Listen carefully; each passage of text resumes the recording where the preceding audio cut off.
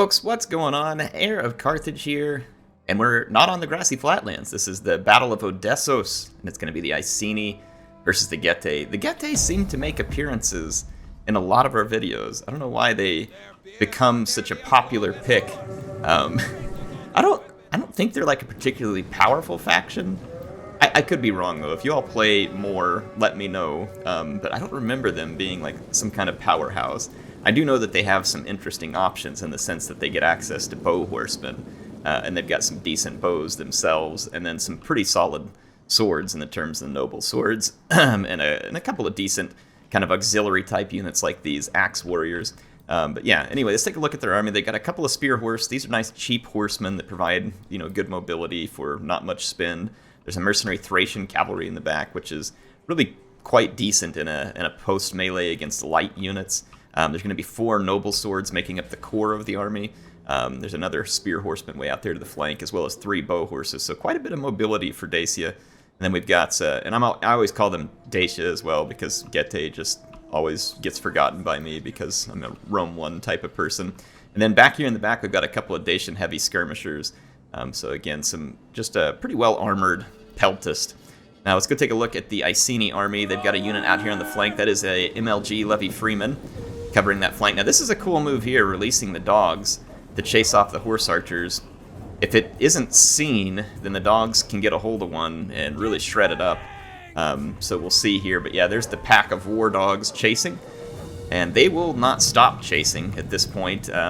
Basically, the Dacian player has a choice of trying to intercept them with the spear horses and let them get chewed up, or let the bow horsemen get chewed up. But something's going to get chewed up at some point.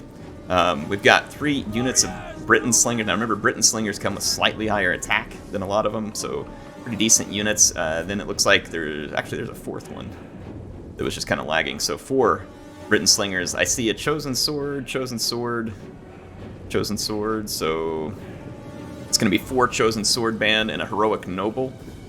No, actually, I think that's 5. 1, 2, 3, 4, 5, 6. Sorry, 6 Chosen Sword Band, Heroic Noble, and then I do see some more Levy Freeman mixed in there. We got some veteran riders. Let's see, 3, 4, 5 of them. Wow, that's a lot of tough mobility. Yeah, see, look, here's the dogs. Again, I'm not sure if they were seen. They may not have been seen initially, so the dogs getting in here and disrupting against the horses. I don't know how well the dogs are going to do, but, I mean, it's certainly probably a valid disruption. They killed 4 there, 8 there, 5. I mean, they definitely disrupted that pack. It looks like I don't see any more dogs in here chewing on the horses, so they got a decent number of kills, as well as driving those bows out while the army advanced, so probably not a bad deal. It looks like 19 kills total on the Celtic Warhounds that were released onto the archers. Got a Levy Freeman out here on its own. It did get a javelin toss at the last second, but it will probably get crunched pretty hard by that spear horseman because it wasn't braced.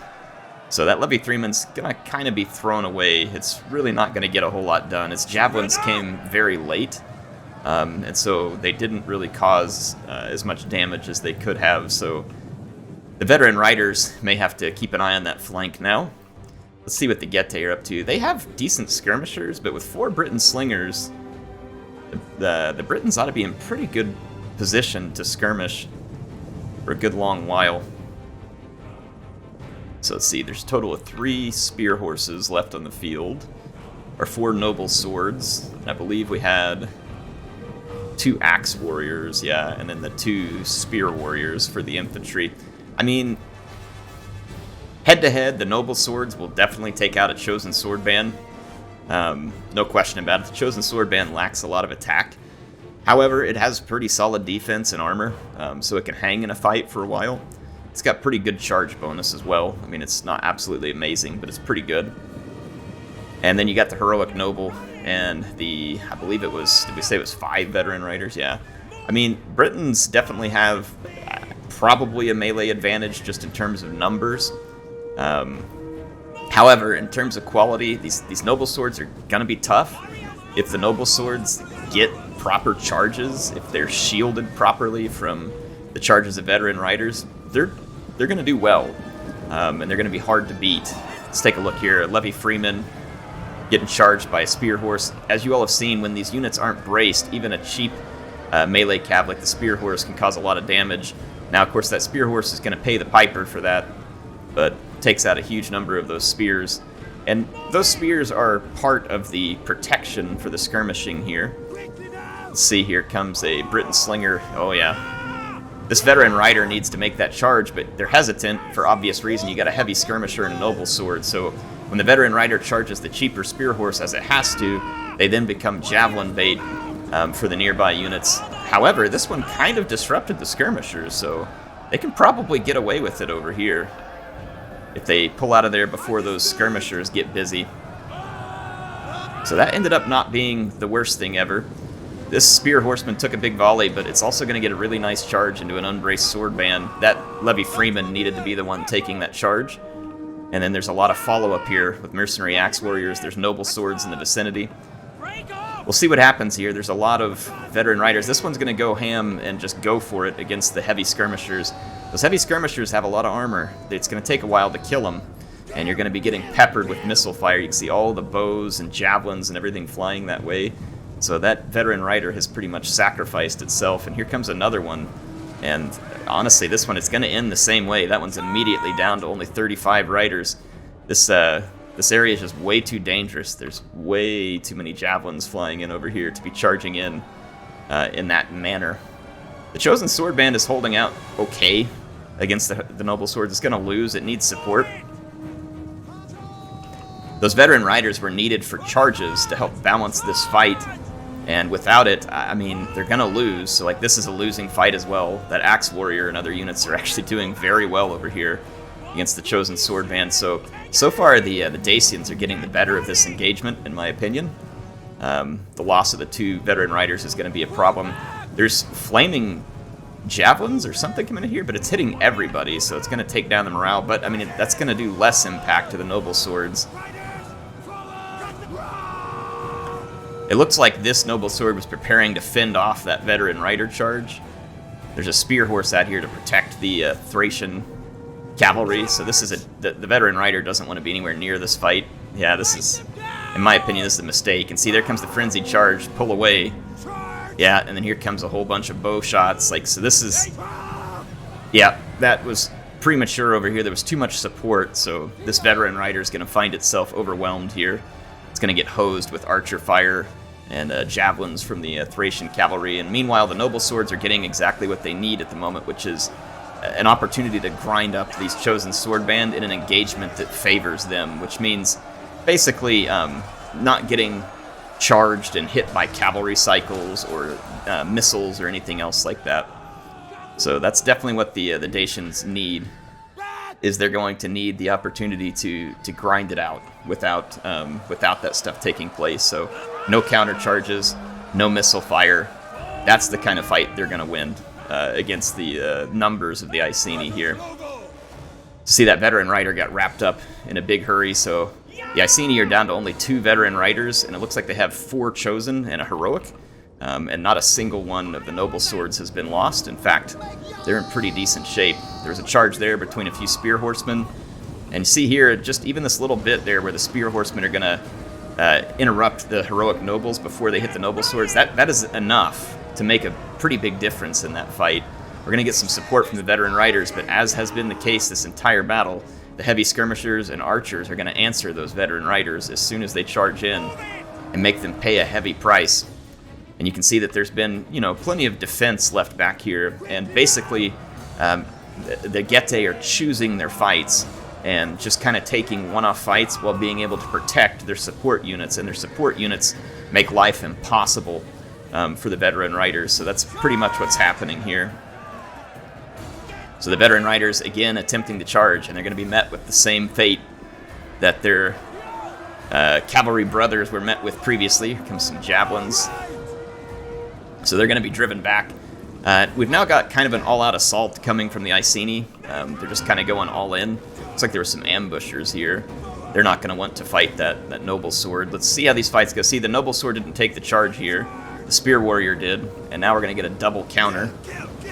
So this chosen sword is also taking archer fire, so that's a great way to get rid of a bunch of hit points right before the fight starts.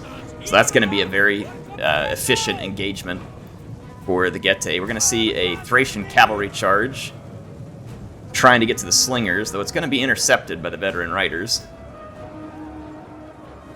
These archers are just firing at will, and it's absolutely crushing these sword bands. This one didn't even get a good engagement against those. I think that their flank maybe got... Oh, no, I can't tell. These guys got absolutely chewed up. It may have been the bow horsemen behind them. But both of these units are getting eaten alive on that flank. And the slingers just aren't making the biggest of impacts. The general over here has taken a bit of a beating. For the Getae, the heroic nobles for the Britons are trying to fight in a shield wall to last longer, but they're getting beat up by the noble swords. Comes a veteran rider charge. There's going to be some spear support there. It's not going to make a huge difference because they hit that unit from the front. They can cycle out and make another run. Does look like they finally got rid of one noble sword. There's another back here in the back that's down to 79 units. Those axe warriors are going to get beaten. We'll see if the Iceni just have enough left to tank this out. Some of the early engagements didn't go well for them, but it's possible they might be able to do this. They still have their skirmishers.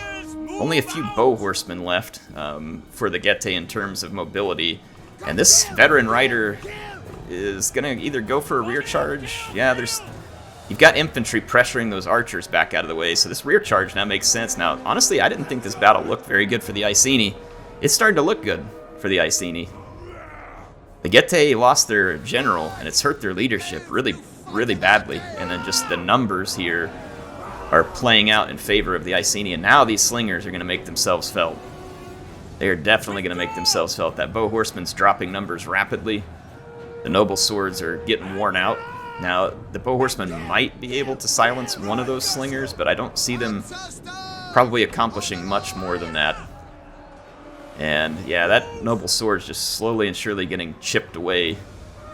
And you still got a heroic noble here, a chosen.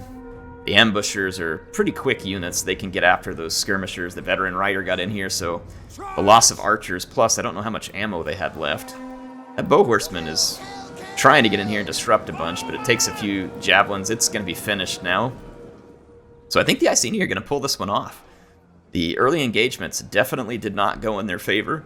They lost a lot of units, but their numbers, and ultimately, in a way, the quality, right? So they had, if you look at it, you had 4 noble swords, which are good, like very, I would say high quality, right? They may not be the highest in the game, but they're high quality.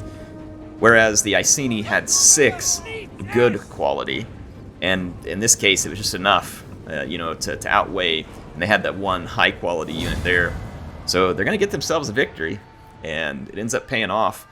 5 veteran riders, again, a pretty good choice because despite, some mistakes, just sheer weight of numbers can play a role sometimes.